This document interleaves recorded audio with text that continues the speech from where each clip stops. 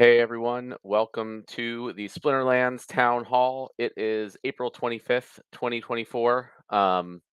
As you can see today, it's just myself and investigator. Unfortunately, Nate is not able to join us. I also have a bit of a cold this week, unfortunately. So my hope is that we can have a bit of a shorter town hall. I'm going to try to do kind of our normal talking points in the first half hour or so, and then get to questions for the last half hour. And if there's a lot more questions, we'll go a little longer. Um, but before we get into kind of everything going on in Splinterlands, I just wanted to mention there is an event, a virtual event coming up on May 3rd to 5th, 3rd to the 5th, yeah, in about a week and a half, called NFtopia 4. So it's sort of a new iteration of the old DigiCon events that had been put on in previous years. And Splinterlands is going to have a large virtual booth there. Aggie will also be doing an AMA on May 3rd, I think at 11:30 Eastern, with some discussion, I imagine focused around Invenium and Genesis League Sports and the things there. Um, Ron is going to post all the details in Discord for everybody. So that's something cool to check out the weekend after next. Um, and that being out of the way, without further ado, I will turn it over to Investigator to my right, at least on the screen to my right, uh, to talk about the releases that we've done and that are coming up. Hello. So we did just do a release this past week where we mainly fixed a number of bugs. So the probably most notable change is we made a slight adjustment to the ranked reward SPS scaling. Instead of starting at a 1x multiplier, it now starts at a 0 multiplier. So if you don't have SPS staked, you won't earn SPS rewards.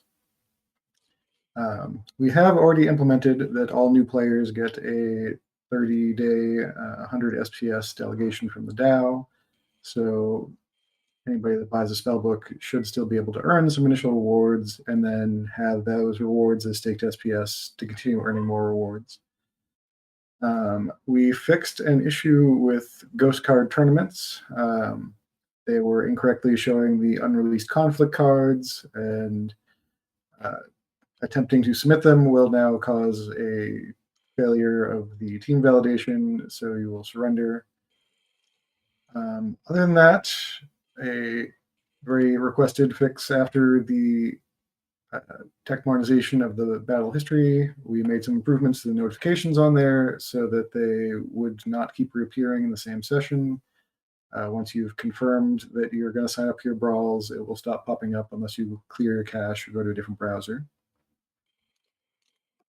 We fixed a very obscure issue with land where if you unstaked your power core, it would basically cause problems with Harvest All and left cards on the land. Not a lot of users did that, but for a couple people, it was causing problems. We did make a host of fixes for the team creation and battle history screen. Most of them were smaller fixes. Some of them were bigger, like correcting an issue where it wouldn't return to the tactics page if you navigated off of it. Tried to fix up an issue with tournament battle popping up and overriding your ranked creation. Some of it was more minor stuff, like we fixed the sizing of the life element image, and hiding starter card should now persist. We also added Enfeeble and Charge into the ability filters list. Other than that, yeah, there were some smaller improvements. One thing that is worth noting that energy purchases now only require posting key instead of active key to try to make it a little less, to make there be less friction for users to purchase more energy, especially with Clint. Other than that, mostly small UI fixes. So that was the last update. The upcoming update, we have the main feature is a reward shop update. So we will be adding set rarity card draws where you can get a 100% chance of getting a common, rare, epic, or legendary card, respectively. Um, Matt will talk a little bit more about the details of that later. There are some other gameplay changes that are worth noting. We are removing starter cards from Wild ranked play. So they will only be available in Modern, which is something that some of our community members have been asking for a while, notably Dave McCoy. We are also making some adjustments to Glint. Uh, Essentially, Glint from ranked battles is being increased by 50% across the board. Uh, but we're adjusting down the season end glint. So instead of being 2 times the amount of glint you earn during the season, it will just be the amount of glint you earn during the season. But we're essentially moving that doubling into your ranked battles. So you'll get your glint earlier than the end of season. Those are some of the big items going out. There are a couple other important ones. So continue to fix issues with team creation. There's a couple oddities that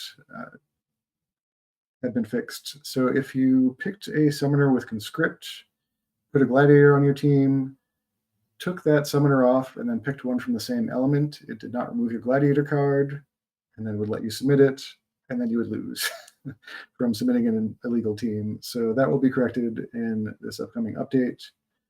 There's a similar issue where if you were using a dragon summoner and removed it and put Lux in, it wasn't re-triggering a selection of which element you want to use.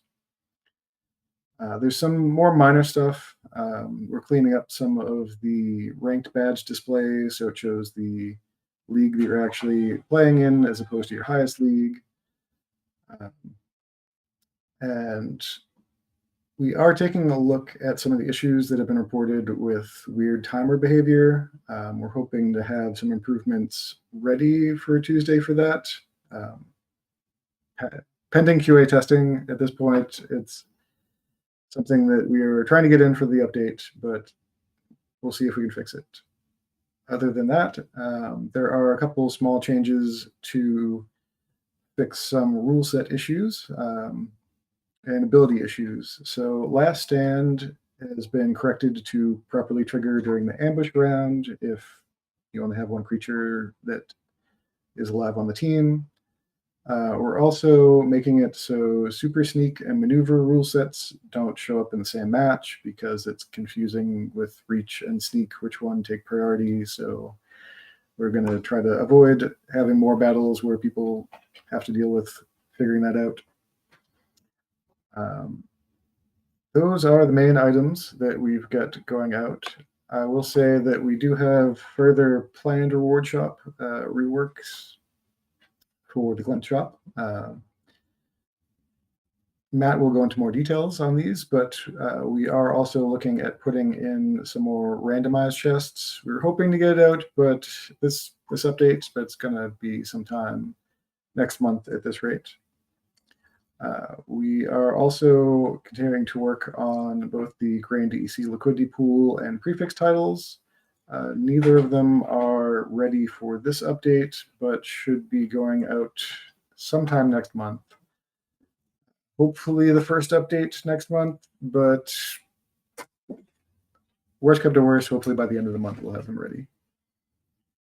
And I think those are all the high points. There was one thing that support did want me to touch on. A lot of people have been posting issues in Discord, which is fine if you want to go and ask people in the community for help, but please submit a support ticket if there is an issue with the game that you're experiencing.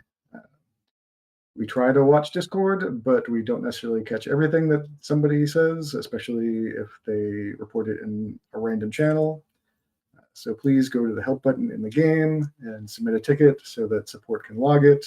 If it's a real issue that isn't something they can help you fix, they can pass it on to development, and we can actually get it fixed in the game. Um, a lot of people have been going to Discord to ask for help. If you think it's an issue that is something that should be reported to us, please direct them to the support site. And I think those are the main items I wanted to touch on. Matt, do you want to talk a little bit more about the upcoming reward shop changes? Yeah, definitely. And thanks, Investi. Like there's it's a lot of stuff going on, even if it's a lot of little stuff, like all the little things definitely add up. Um, yeah, so Investi touched on, most of them, but either they have been or are going to be released in the next few weeks. There's like 5 different updates that we're starting with for the rank rewards and Glint shop. So one that went out this Tuesday was removing the 1x minimum multiplier for staked SPS. So going forward, if you have 0 SPS staked, you will get 0 rewards rather than like a 1x minimum multiplier. And this, so it'll require that you have some SPS staked or delegated to you. And as we mentioned, new players are going to automatically get 100 SPS delegation, or already do. Um, and then, as part of the one-click set rentals thing, it's also going to include the ability to easily rent SPS. So that should have hopefully help with requiring SPS stake in order to earn rewards. We're also going to be like just moving around the glint rewards. So instead of the current amount of glint rewards per battle and then this big 2x drop at the end of the season, we're gonna double. We're gonna increase by 50% the glint rewards from every battle and just make the end of season rewards the same amount that you accumulated during the season. So basically just spreads out your glint more across the battles over the season rather than as big of a dump at the end of the season. Um, Investi mentioned not allowing starter cards to be used in wild format. Next week on Tuesday, we are planning to add rarity card draws to the Glint shop. So you'll be able to buy a card draw that will give you a guaranteed common, rare, epic, or legendary card specifically. And then there'll be different like limits. So it won't just be like a limit of 10 of each of them before the price increases. So like common, I think will have a limit of 400 that you can buy before the price increases, and that will decrease for the higher rarities, and obviously they will be higher cost. I mean, a guaranteed legendary card will be costed appropriately. And then a little bit later, we are planning to replace the current random card draws with more of like a loot chest type thing, similar to what we had in the past. That will have a whole assortment of different random rewards that could be reward cards and could be other things, including like a jackpot reward. So we're basically going to make a sort of like fund in an account of just like bigger, more exciting rewards like titles, old packs like alpha or beta packs. Just like it really could be any asset in the game. Um, that could be those like jackpot rewards that you'll have a chance of getting in those chests, we'll call them. And there'll be a few different levels. So there'll be like a low level chest, like a bronze type of chest that will have a very low chance of getting the jackpot rewards, and a champion level chest that will have a higher percent chance. So in a couple weeks we'll have those, and that's basically based on community feedback. Some people want more specific reward cards, and some people want more of a lottery type system with random stuff. So we'll offer both of those options, and then players can choose, or you can buy all of them. And again, the hope is to just keep adding more and interesting stuff to the Glint shop over time. Uh, then, so those are the kind of the upcoming plan changes over the next few weeks to the rank reward system and the Glint shop. We've also, just a quick update, we've started running about 300 bots, I believe, now in Modern League across a few different services, a few different third-party services that are running the bots. So we're kind of going to see how those work. And then, assuming that all is going well, my hope is to add more until we have more match liquidity at lower levels of play in Modern League. Um, Also, Siler, who has joined the team to help with the fair play policy, has been working on tools internally to help us detect battle helper usage in modern and tournaments and in guild brawls. So that's coming along, and we are working on enforcing the fair play policy across all those formats. So if you are still using battle helpers or definitely bots in those formats where they're not allowed, we expect to start you know, uh, blocking your account from being able to access those formats. Um, the For the land expansion, I think Investy mentioned quickly, but you may not have caught that. We're looking at May for the next big update for land, which should include the DEC grain market finally. It should also include the prefix titles, and not just earning them, but also getting the benefits of increased glint reward and other rewards if you have them, and cleaning up the leaderboards and some of the UI around all that stuff. So look for that within the next month or so, and that'll be a pretty nice update for land, and then we'll kind of move on. There's a few other kind of like 1.6 things that we want to get in there before we really start the development of 2.0. um, and then I also wanted to mention the DAO treasurer voting process, which the SPS DAO account has posted, and we've put in official updates and reblogged on our Hive blog. um, this is, some people are asking why now, or all these things. I mean, it's really something, in my opinion, that should have been done a long time ago. The DAO should control their funds and not rely on me or the Splinterlands company or anyone to control those funds. And I think there's all sorts of reasons for that. So this is the initial mechanism, just to choose a group of 11 people that the community choose. To put all the funds into a multi-sig wallet. And so that group of people will be responsible for moving the funds in accordance with DAO proposals. And then obviously, if the community wants to change how that works at any point in time, anyone can submit a proposal to change anything about how that works. But it's really important that we just start really separating, especially the company from the DAO. And this is one of the main things we are doing with that. I mean, the team is also working with Clayboyne to clean up all the wallets and the setup on the Ethereum and BSC, and they're hoping to launch on other blockchains as well, like Arbitrum and other EVM chains. So all the sites like CoinMarketCap and CoinGecko and those that follow the token, they kind of, their information is a little off in a lot of ways. So Clayboyne's been working with the team to kind of get all that organized and set up in the proper way, and the same across all the different blockchains. And it's just part of all the process of getting everything cleaned up for the token. And I think these things are going to be necessary if we ultimately want to get a big exchange listing like a Binance or certainly a Coinbase. And then obviously we are working on SPS validators, which I think is the next really big thing that we need to have a fully decentralized system runs separately from the Splinterlands company for the token.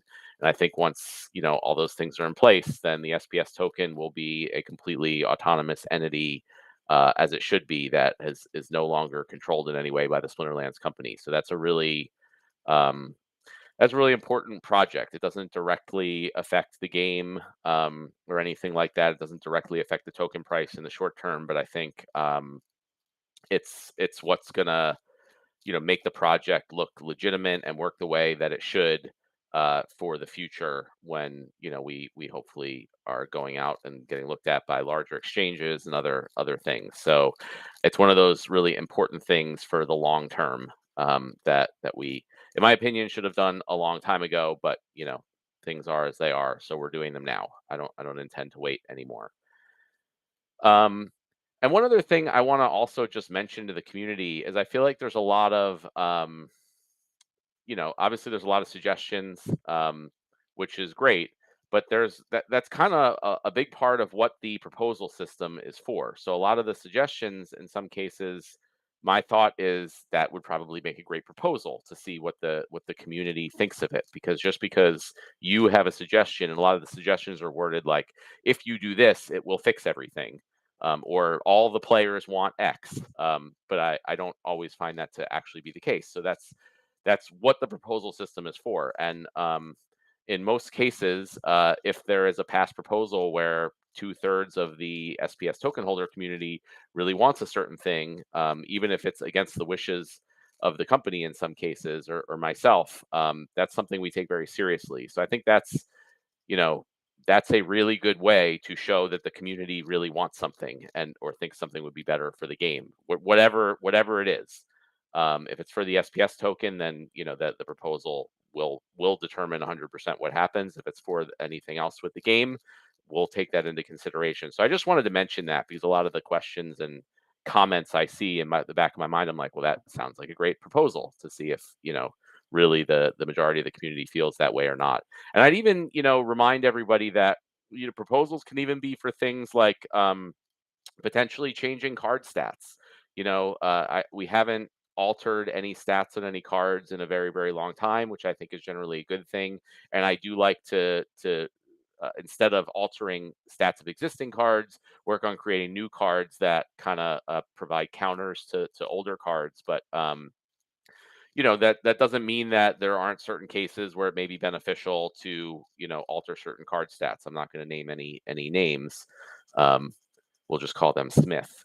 But yeah, if the community generally feels that certain cards should be adjusted in certain ways, like, those are great things also for governance proposals.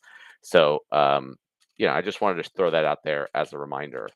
Uh, so those are kind of the high level updates that I wanted to talk about. I also just wanted to mention, I think the next town hall, which is in 2 weeks, which is Thursday, May 9th, I think we're going to do 1 hour later than the normally scheduled town hall. So it'll be noon Eastern, instead of 11 Eastern. And I think Ron's going to update the event in the calendar and everywhere. So just a quick heads up about that one.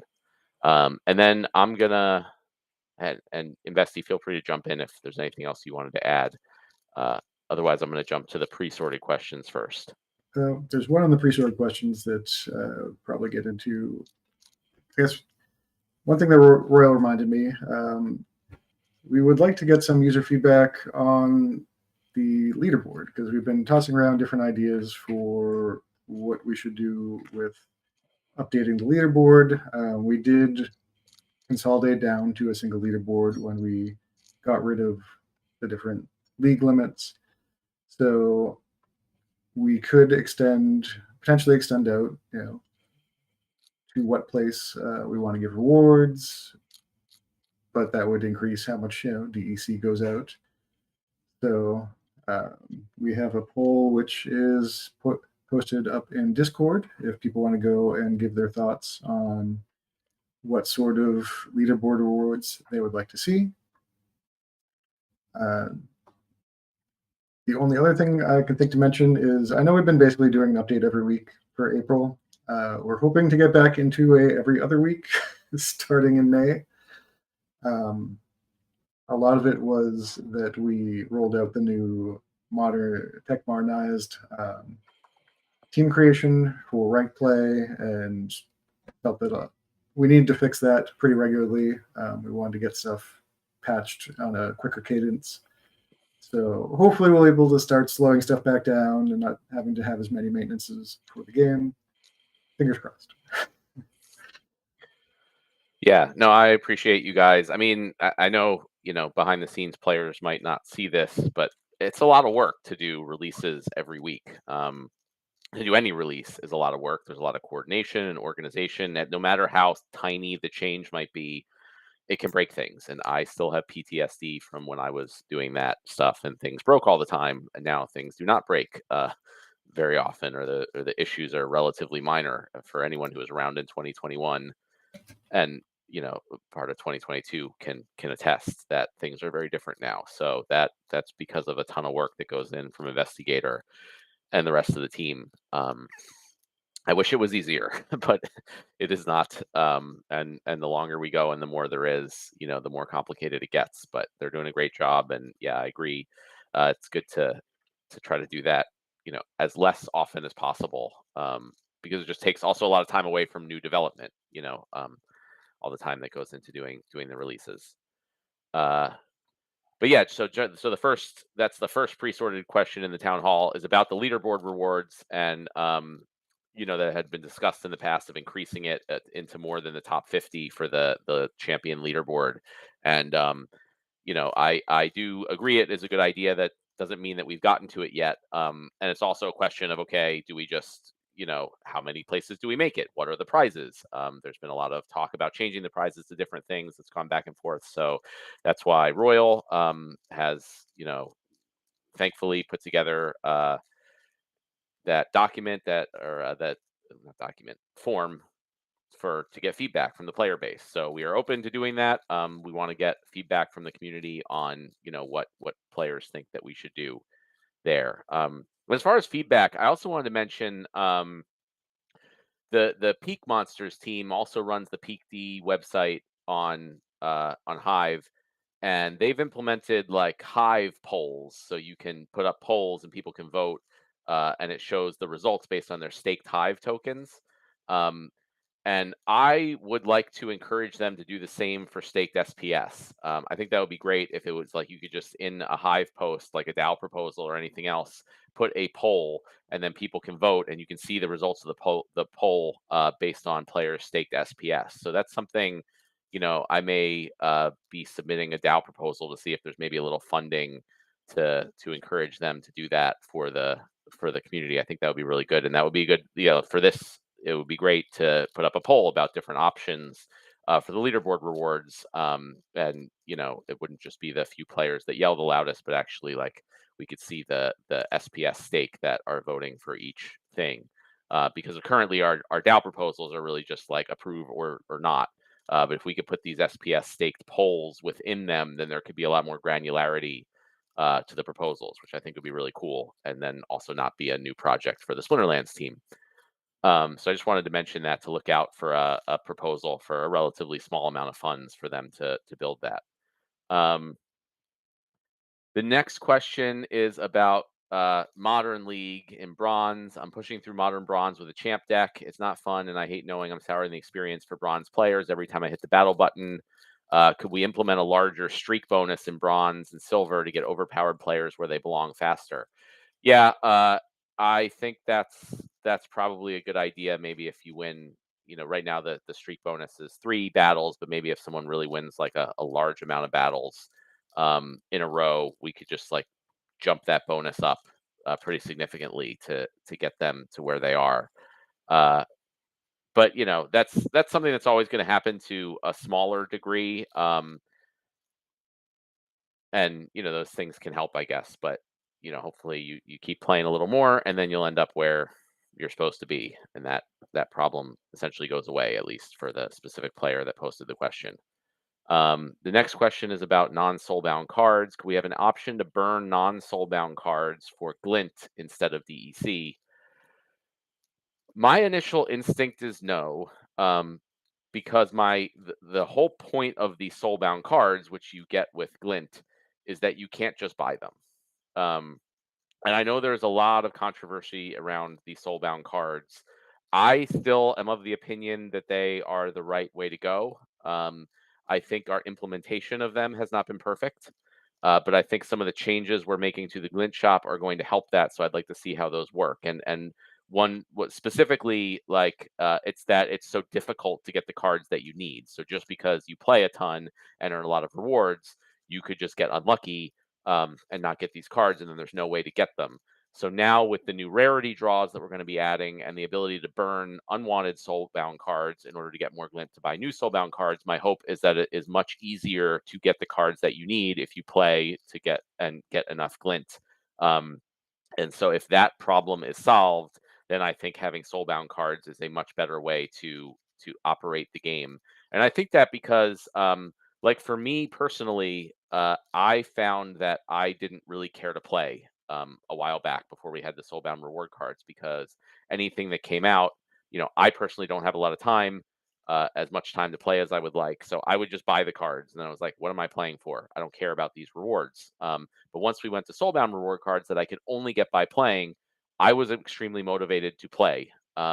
In order to get those cards. And I think that's really important. And I think it's really important that there is specific, like, yes, you can put in money and you can buy a lot of cards, but you can't buy everything, right? So you do have to play the game and participate, in order to get certain things. And they need to be important things, things you would really want, and ideally things that actually help you move up in the game itself. So that's why I think soulbound cards, in my opinion, are still 100% the right way to go. And I think the issue is just that it was too hard to get the specific cards that you need, and we are working on addressing that, literally right now with the changes. So let's see how those go. We are planning to do a new set of soulbound card reward cards still, in the next few months. And my hope and expectation is that it'll be a much better experience, with the new glint system. Next question is about bots. I have 130K into one account and 100 into another. They are both being botted in wild. They're both in champion. What's the incentive to have cards when you don't even need them to reach the highest levels of the game? Many people have asked about a human only wild, but match liquidity concerns made it not feasible. Could non-earning bots make it a feasible option? Um, and that's a long thing about what I talked about in the last town hall, about that there's a ton of low level decks in wild and a ton of high level decks in modern, which is causing the distortion there. Um, and then at the last part of that is, do I think non-earning bots will be able to compete effectively without access to OP soulbound reward cards? So yeah, I think wild is a problem. Uh, it, just an opposite problem of modern right now. We've talked about what we're planning to do for modern, which is, ultimately, we just need more players. I really think, like, overall, and this is our plan for what we're doing with everything, is to get a lot more players into the game. I think that is the solution to pretty much all of the problems. We get a lot of more players into the game that are actively participating and purchasing cards and assets. I believe that is the overall overarching solution to all of these things, and that is the overarching focus of the company and the business right now.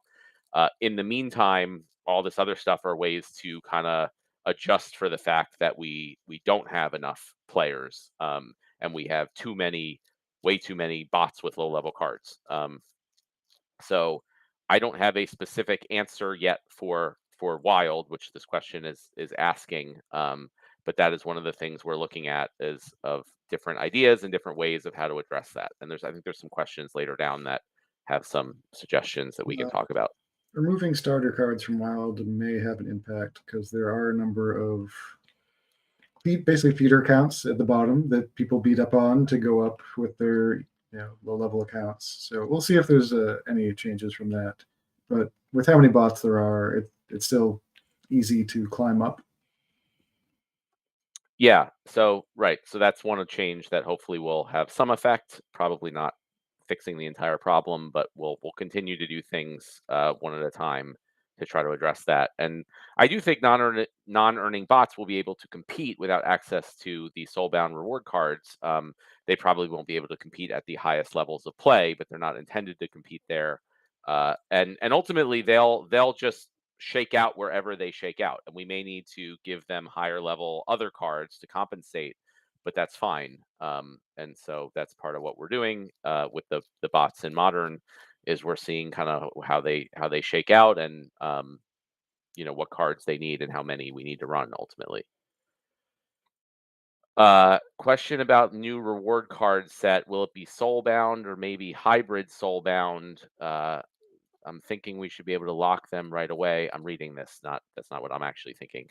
The question says that the person who submitted the question is thinking we should be able to unlock them right away, so new players will be able to purchase or rent them. Um, yeah, this is what I kind of talked about. I am still of the opinion that, soulbound cards should be soulbound, until a new set comes out when they can be unlocked. So that is the plan for the new reward card set. It will be soulbound just like the current set. And you will need to play in order to earn them. And accounts that maybe save up their glint and earn a lot more glint in the meantime will be able to get them quicker than accounts that don't.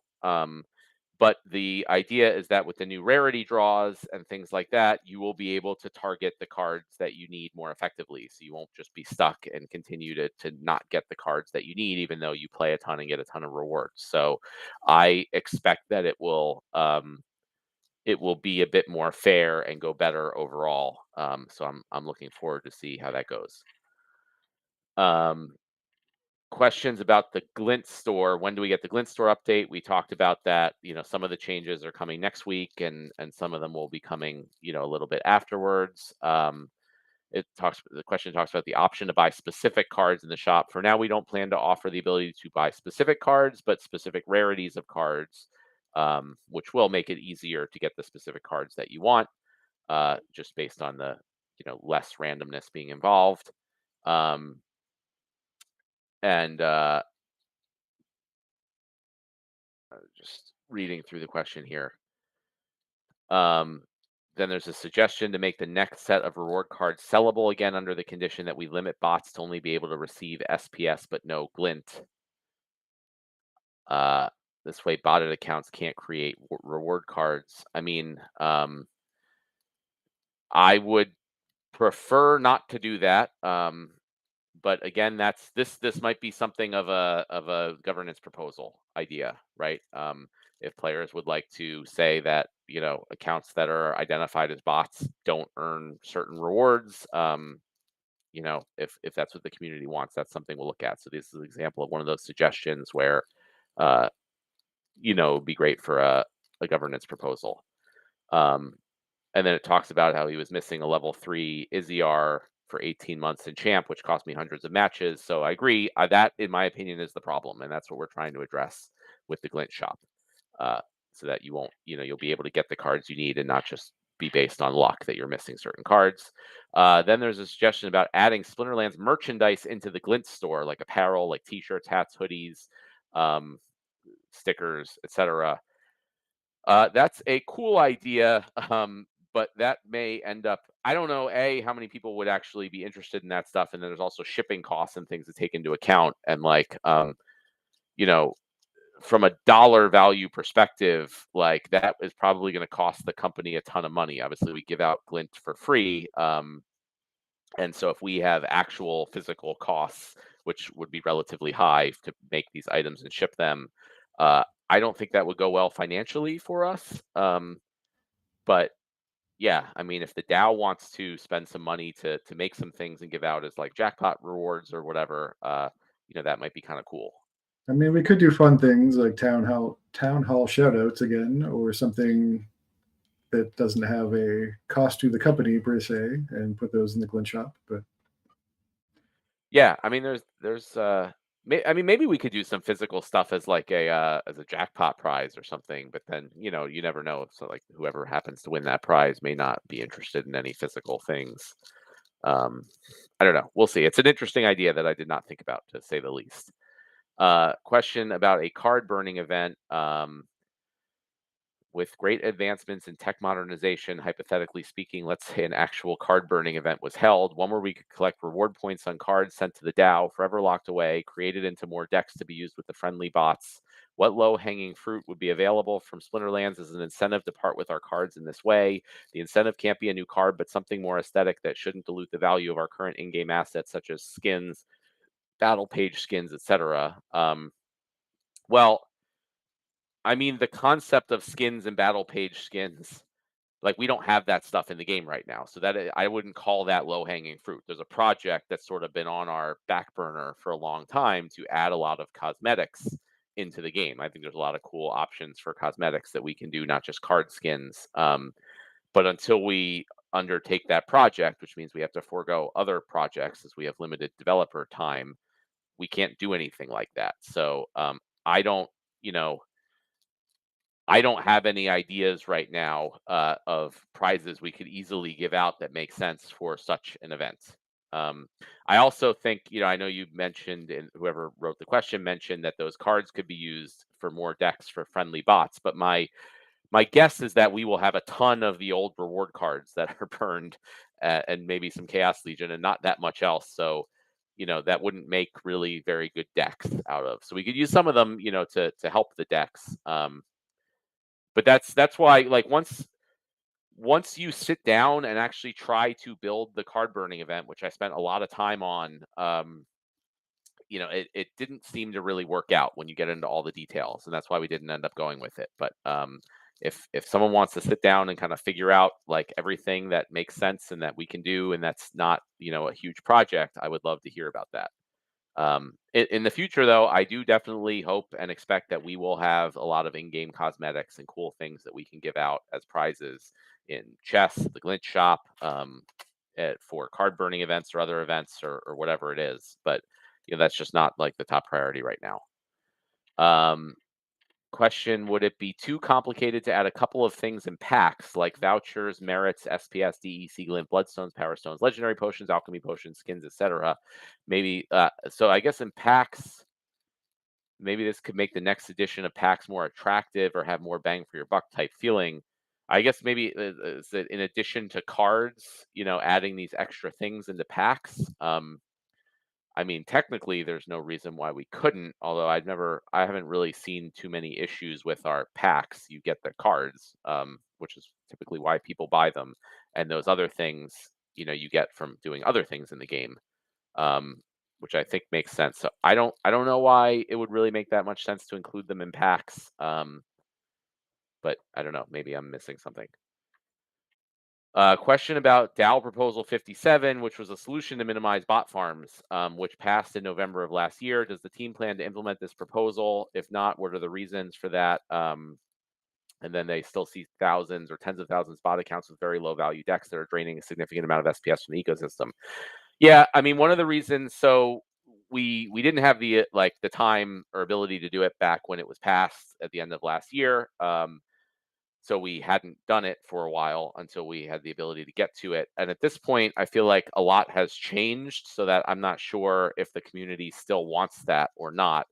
And then the second thing is, I feel like that proposal actually didn't have a lot of details that we would need in order to actually implement it. So I'm not against it. Again, if the community wants it, my suggestion would be a new proposal that can be revoted on now based on the current state of the system, and that kind of goes into more specific detail over what should be done. So I have the proposal up, just like for example, it says, nope, that's not the proposal. I had the proposal up. Where did it go? So this is what you do all this preparation and then things disappear on you. What to do? Here it is. Okay. It's implementing a minimum card power requirement in wild mode needed to participate, and then there's different collection power requirements for each league. So like gold would be 120,000 collection power. So I don't know what it necessarily means to need it to participate. So if you're an account and you don't have 120,000 collection power and you get enough rating to get into gold league, are you just no longer able to play?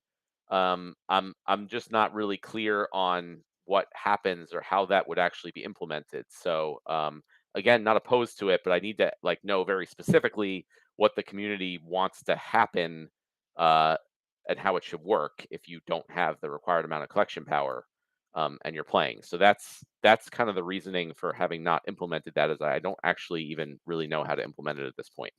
So I would suggest a new proposal on that one, um, with more specific details on how that should work. Uh, and then if that passes, I think there would be no reason not to implement it. Question about third-party developers. I've noticed that several third-party developers are involved in Splinterlands.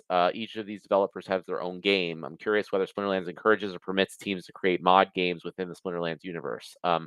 Yes, we do. I mean, and it's not even something we have to permit or allow. I mean, that's kind of the point of this stuff being blockchain based, and kind of open and accessible. So there are some games like Splinter Royale that do this.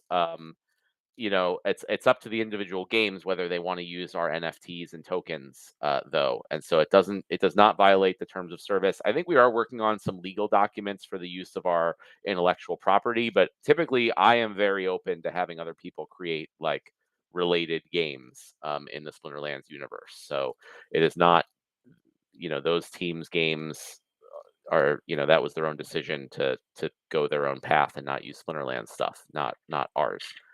Um, A question about the leagues. Have I put any more thought on the consequences of the no leagues update? I'm asking because for most players, Modern has been a terrible place to be after the update, especially if you have less than a max deck.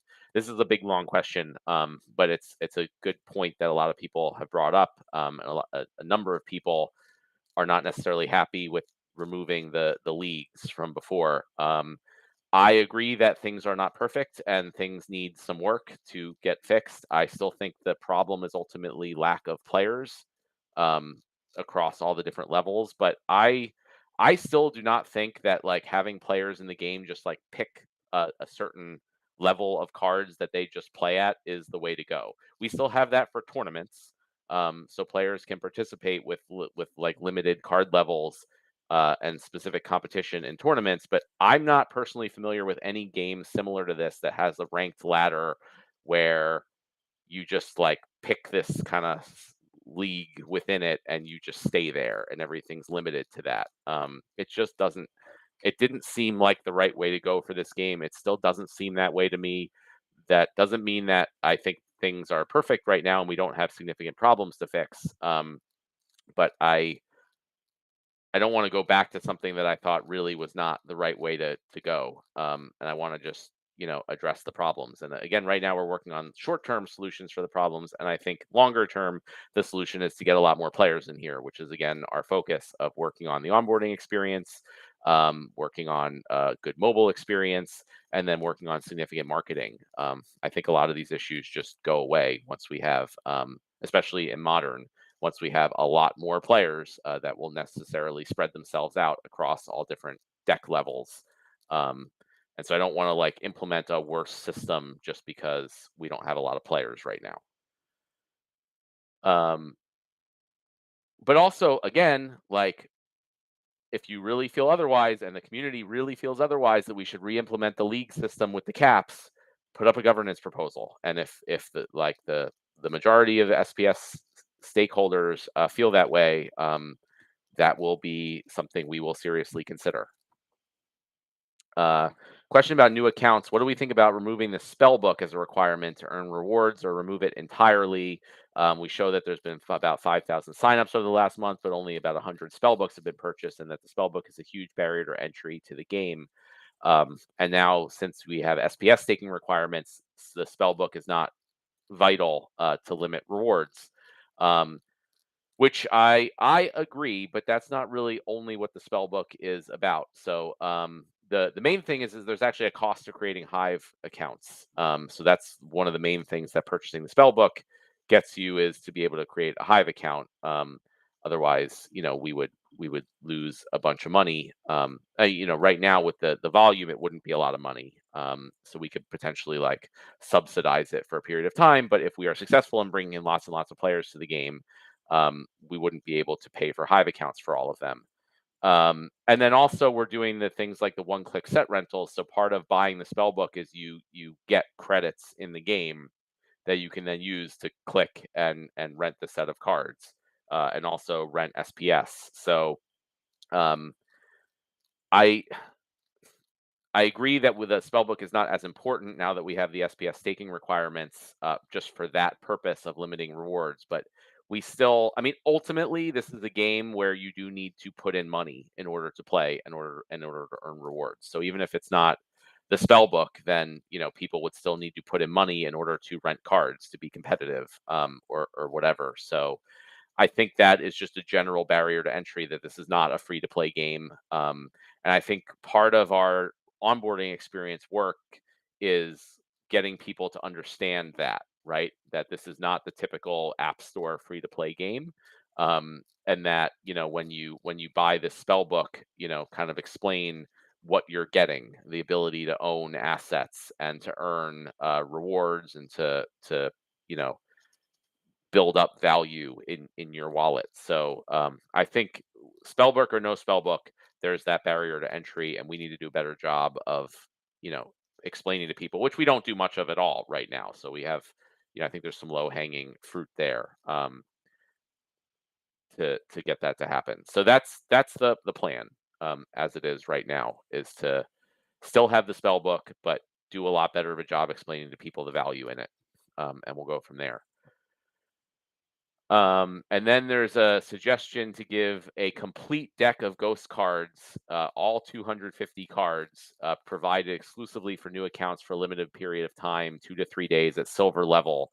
Um, I'm not sure that would go over very well with a lot of people in the community. I think though that that's kind of what we're doing with the one-click set rentals. So rather than just giving people these free ghost cards, we're going to be making it very easy and like just part of the normal onboarding process for people to rent a set of cards like that for a season or a couple seasons. So that's what we're going to try first, which is along the same lines, I think, of what you're asking. And the next question is how far are we away from a single click renting solution? I don't know, Investi, do you have any update on the progress on that? Yeah, well, this comes down to we have limited resources. So the person that was originally going to work on it got moved over to work on the validator project.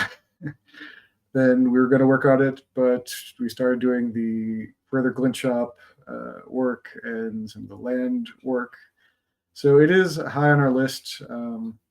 Probably after we get the further changes to the glint shop out and the land 1.6 items out, that should be the next thing that we start working on. Um, there were also a couple other things. Somebody was out sick for a better part of a week, and there's not like we have extra developers that we can get to pick this stuff up. So um, it is high on our priority list, but got bumped by other stuff.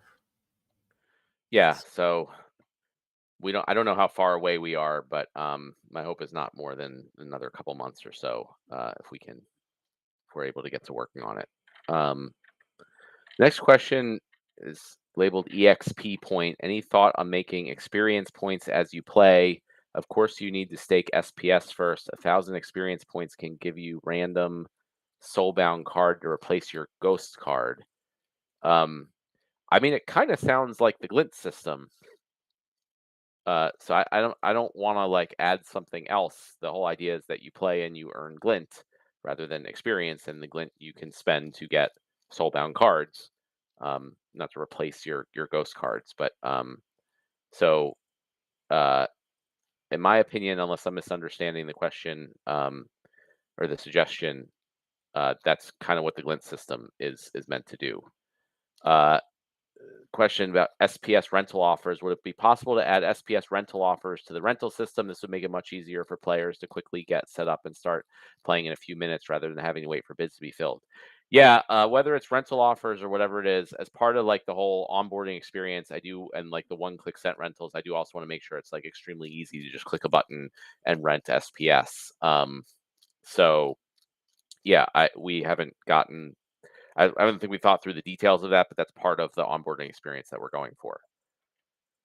Um, okay, and then there's a whole bunch of suggestions here. And again, for suggestions, we do listen to suggestions. That doesn't mean we implement all or even most of the suggestions. And a lot of them are very like vaguely thought out, which is, and it's fine to throw them out there. But again, try a governance proposal if you think you have a really good suggestion that's well thought out that the community would be behind. So the first suggestion is to unlock soulbound cards at max level with vouchers.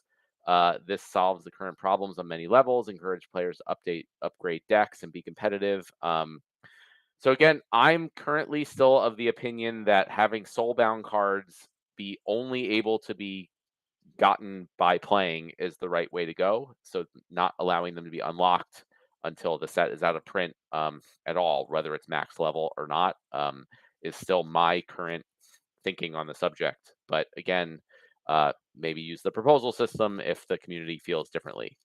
Um, Augmentable skins. So this I think is a really cool suggestion that I really like. Skins that enhance or alter the stats and ability of cards in a certain way. For example, Jin Oshana's skin that can be augmented for +1 magic damage, but decreases a hit point or a speed. Um, uh, I think that's super cool. So I'm going to take that one into consideration. I've talked about we want to implement a cosmetic system, um, and that would be really cool to have a lot more, you know, variability on the cards in the game would be super cool. So I don't know who that was from, but really cool idea. Um, Not something that I expect will be implemented in the near future, but definitely going in the idea bin. Um,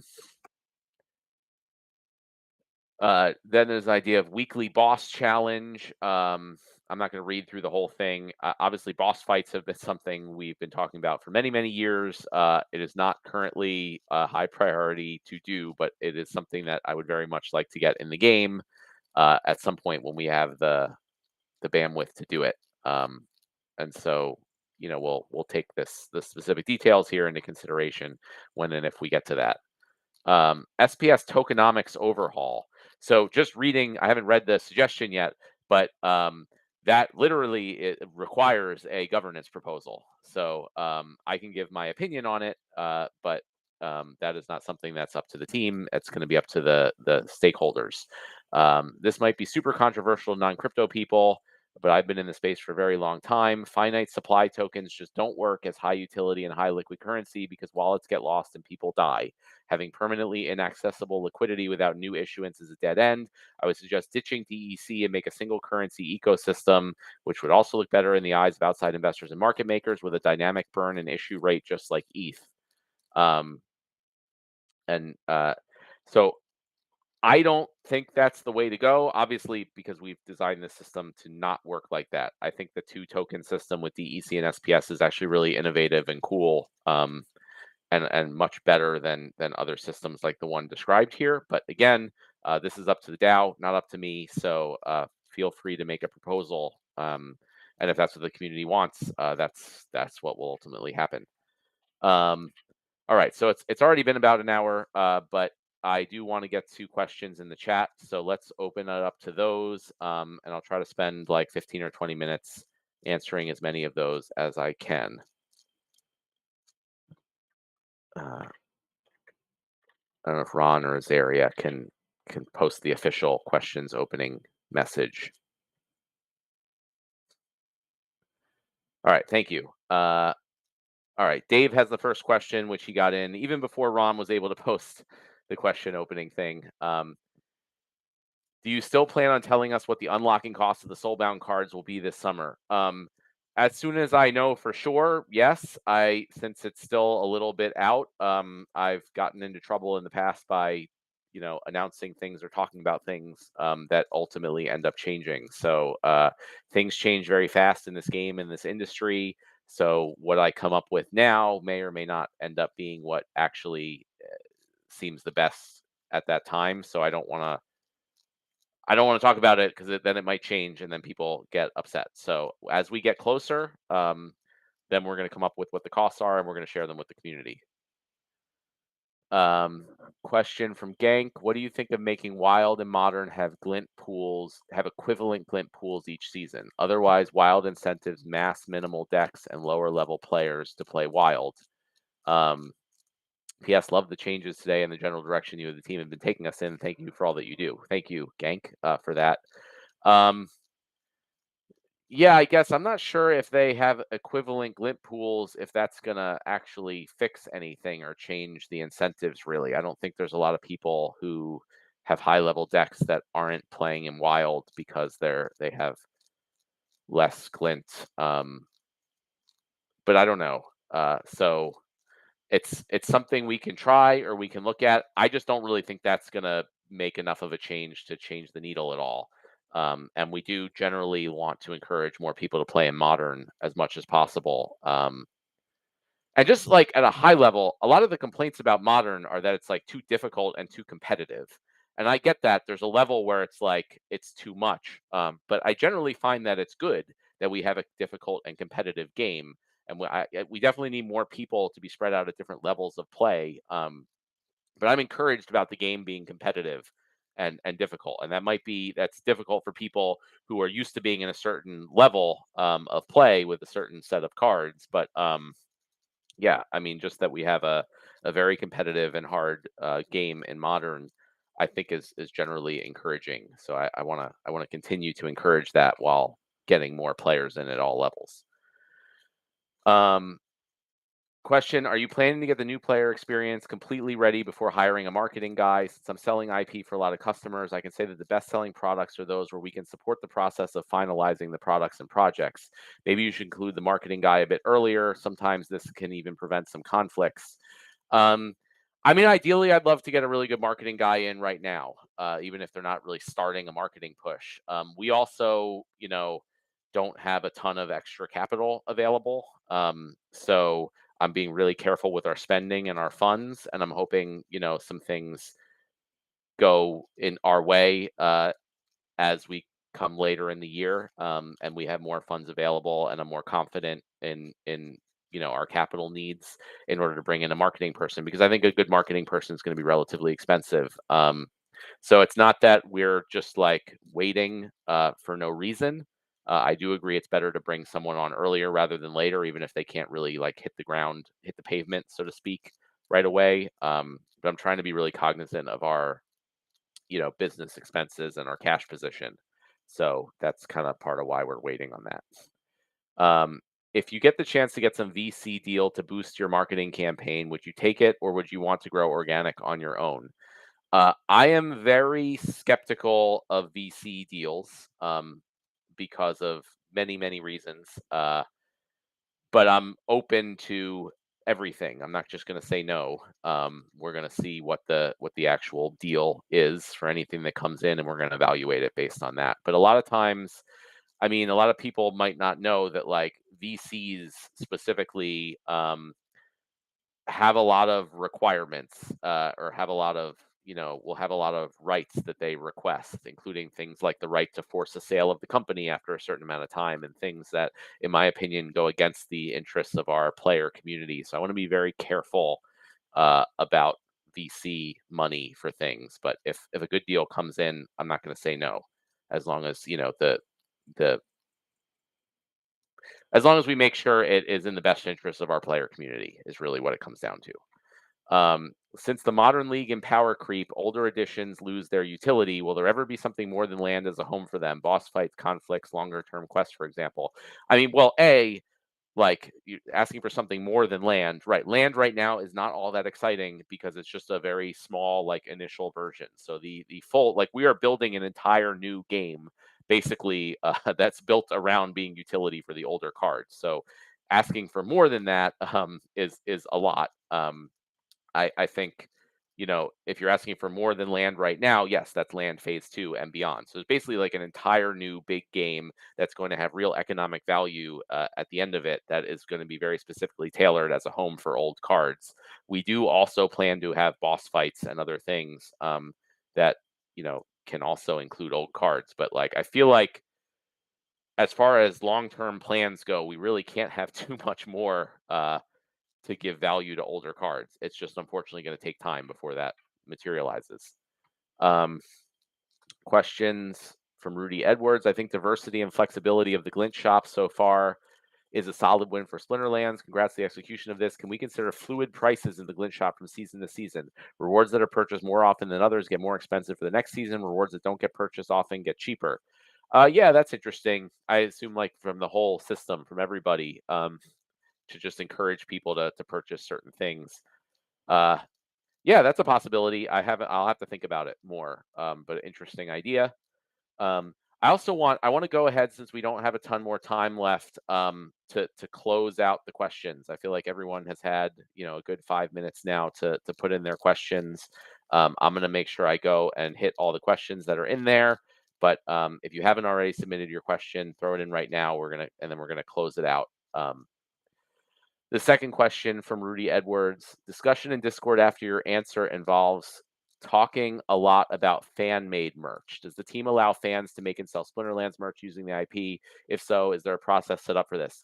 A lot of people have asked us about this. We are generally very open to that, and we're working on like legal agreements for use of the IP. But generally, so there's not a process set up yet. There will be soon, and we're very open for other people to make merchandise. Obviously, that you know represents the game and the project in a good light.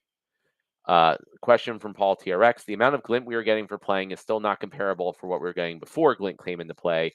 Are there any adjustments going to be made? Have you crunched the numbers to see how it looks? What about daily chests? A lot of people miss the daily openings. Can we have some daily chest drops for folks, even if the value of them is minimal? We don't want people starting the game to have nothing to open. Daily, since they don't get enough glint for draws. So one, I don't. Yes, it is less than before. I guess not for everyone, but probably generally. I don't necessarily know that what we had before was good though. So I don't like to compare to what it was before, under the assumption that what we had before was somehow right. I want to just look at it and see, is this a good amount? Does it create a good experience? And I don't. My answer is not. I don't know yet. But I'm just commenting on how I look at it. Uh, we are making a number of changes to the Glint shop, and we're pushing more of the Glint earnings to daily battles. So that will give you more Glint to spend on a daily basis, and we will have some a bit cheaper options in the Glint shop for people to purchase. So let's see how that goes, and maybe that makes things better. And if not, we'll continue to iterate on it. So that's the plan there. A question from Vet V. How would you guide a new player who continually loses to leveled up soulbound cards, reward plus gladiator, given it takes months or years to acquire enough glint to get soulbound cards? They are currently an insurmountable barrier. Right. Well, so first of all, like typically new players in lower leagues should probably not be coming up against higher level soulbound cards, because players who've been playing a long time and have these higher level cards should be moving up into higher ratings and not playing against new lower level players. So again, that is not necessarily the case right now because we don't have a ton of players in modern, but as we get more players in at all different levels, the idea is that you should be matched up against players that you have roughly a 50-50 chance to win against. And then also, even though it's difficult to get soulbound cards, you can typically purchase higher level or new non-soulbound cards. And so, obviously, if you're playing against max decks, that won't make a difference. But anyone lower than that, and again, we're working on getting that to be more of more players with lower level decks in modern, you'll be able to buy other cards to make up for your lack of soulbound reward cards until you earn them. Also, with the new changes to the Glint shop, my hope is that you'll be able to get the specific reward cards that you need or want more easily. A question from Gathering the Magic: possibility of soulbound cards being automatically unlocked if you have a certain amount of owned staked SPS. Definitely it is a possibility, but my current opinion is still that I like that soulbound cards can only be achieved through play and that you can't just buy them. So having them be able to be unlocked in any way, shape, or form would allow people to just buy the cards and not have the incentive to play the game. Um, Question: what is the current plan for land after FARP left? Is land 2.0 still possible in 2024? Uh, Currently, the plan is that other people on the team have been stepping in, specifically Cryptomancer, to kind of take over, at least finishing up the land 1.5 stuff. Um, Either way, even with Farpatrod, it was going to take a larger team to get land 2.0 done. I don't have a specific plan for that right now. The more immediate plan is what I've talked about, over the many town halls, is focusing on the player experience, focusing on marketing, focusing on getting a lot more people into the game, which should hopefully give our team a lot more resources to go build out a really good land 2.0 team, and get that project done well. Uh, Another question from Gathering the Magic: possibility of adding daily free login rewards, small items and boosts daily with maybe a pack at day 30, then resets back to day 1 rewards. Possibly, it depends what the items are. They would probably have to be soulbound items, and we don't have a lot of small boosts that we could give out. Maybe potions or things like that. Uh, I also don't know that doing stuff is really gonna make a big difference. Like, let's say we just had that in right now, what would that change? I don't know.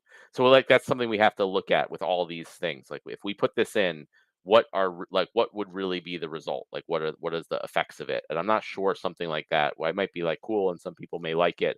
I'm not sure that it makes a meaningful difference, in as compared to other things we could be spending our effort on. Um Question from Michael B: can we get one of these in-game or promote Xbox's SPS rental? Will help both new players and investors. Yeah, well, I talked about, like, as part of the onboarding experience, we do want to make it much easier to get SPS rentals, and if we can, incorporate a third-party service, so we have less work to do, that would be great. So, yeah, that's something we'll look at when we get to that.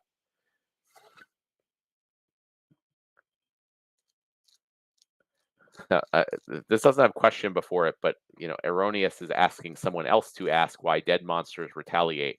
Um, so the thinking there, and this was put in like a long, long, long time ago when we first made the game, was that like they're not dead yet, and they've gotten sort of a fatal blow, but it's like one last like gasp of their sword that they're able to like retaliate right before they kind of die. Um, you know, sort of like the fight with the mountain, even though he didn't end up dying in the Game of Thrones. Like basically the other guy was winning, and then he like has a last gasp before he kind of dies. That was the thinking behind it. Let me see if there's okay. Question from Fire Fist 91 on EXP point. You mentioned before that applicable when player win. How about something mechanized if player lose? Ah, I see. Yeah. You're saying you should get something even if you lose.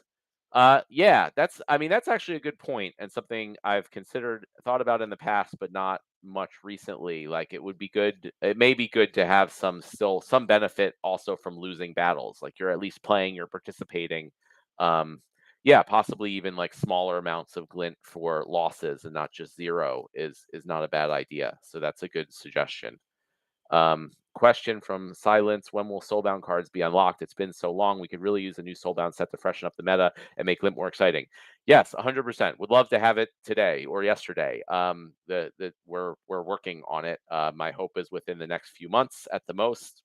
We're doing it as quickly as we can.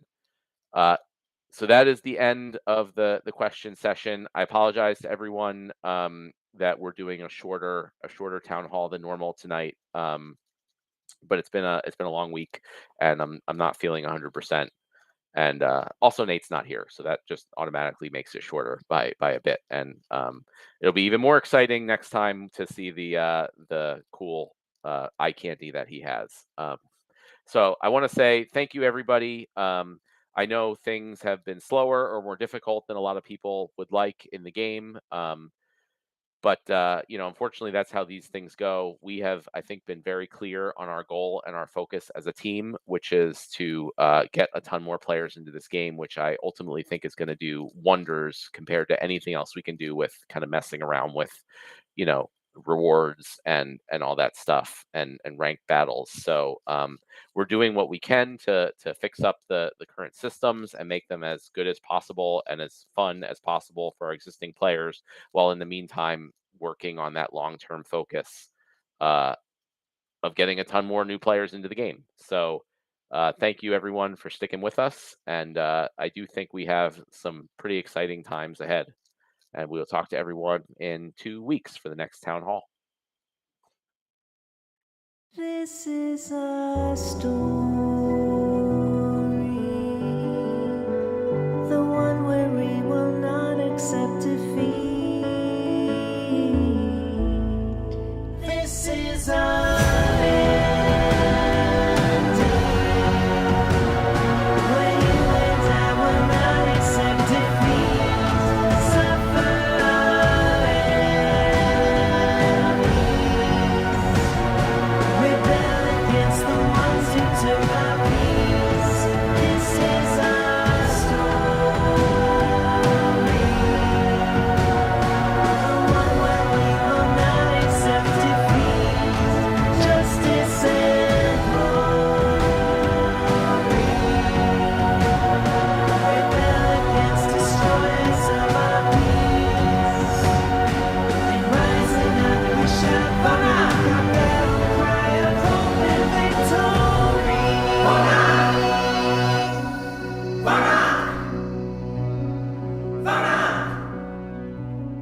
Vana!